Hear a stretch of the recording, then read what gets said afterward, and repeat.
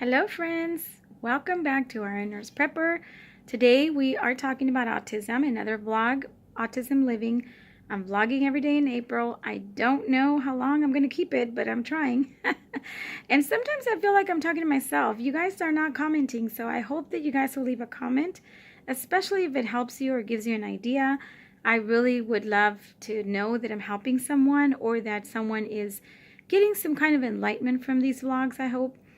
So anyway, we are going to be talking, last time we talked about the disclosure of diagnosis, whether you should disclose it or not, especially when kids get older. It's one of the things that you need to start thinking about, and especially if your kids are small. I haven't brushed my hair, so don't look at my hair. Bad hair day. If your kids are small now, start thinking about what's going to happen when they get older, because it does go by really fast. And when when they start getting to be teenagers and they're looking at college and going into college, especially the high school years, it is going to be tough to decide whether they want to disclose the diagnosis to their friends or not, or even to friends, not just to friends, but to family members. So that's one of the things you need to start thinking about. And if so, how are they going to do that? You may have not even disclosed the diagnosis to the kid themselves. So that's another issue that, I've seen where parents don't want to tell their kids about their diagnosis. But I know that with our relative, we struggled, not knowing whether the kid should know or not. And also when I worked with families, it was really tough on the families to really know whether they should disclose a diagnosis or not. I think it's a personal decision, but in our case, we decided to because, especially when children are younger, it's easier for them to understand, but you have to do it in a level that they can understand it. You don't want to just blurt it out, but it has to be. I think that within our family members, because we have a couple of people with autism in our family, or Asperger's most specifically, we ended up disclosing and helping the families with autism.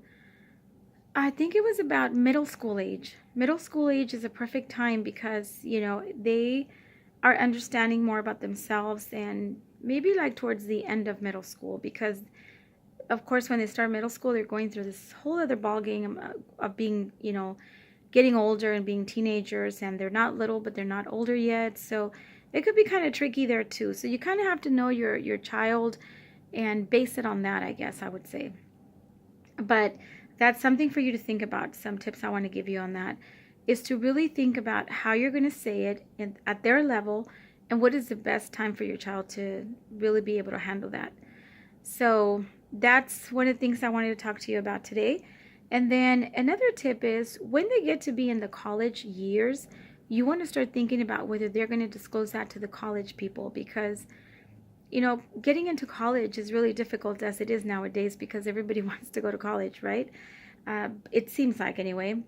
So disclosing that could be another choice that you might have to make, but it could be based on depending on the child. If the child is already in like maybe a senior or they just graduated, you want to make sure that you explain to them that they do have services available at the schools, at the colleges for them if they need them. So they have to decide whether they want to disclose that. Now, I know they have some tutoring services if your child has academic issues. They do have tutoring services that are extra and beyond what the regular tutoring is, but you must ask for them. And in that case, you do have to disclose the diagnosis. So be careful about that, because the child may not want to disclose it, or the young adult, I guess, by the time they're in college. They're young adults now. But yeah, that's one of the things they have to think about as well. Another thing, if they do not disclose the diagnosis in college, then they obviously cannot get that extra help.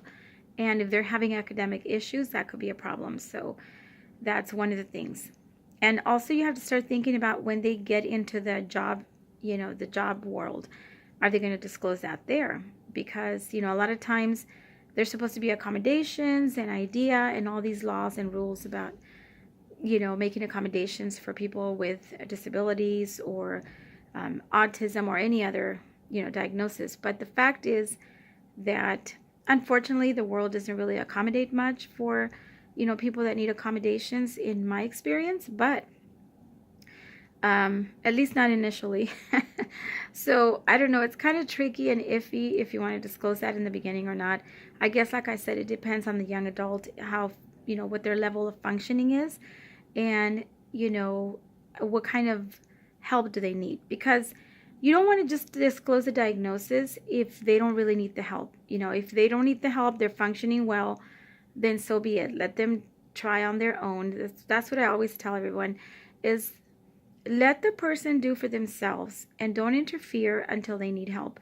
And when they need help, try to resolve it before they disclose a diagnosis.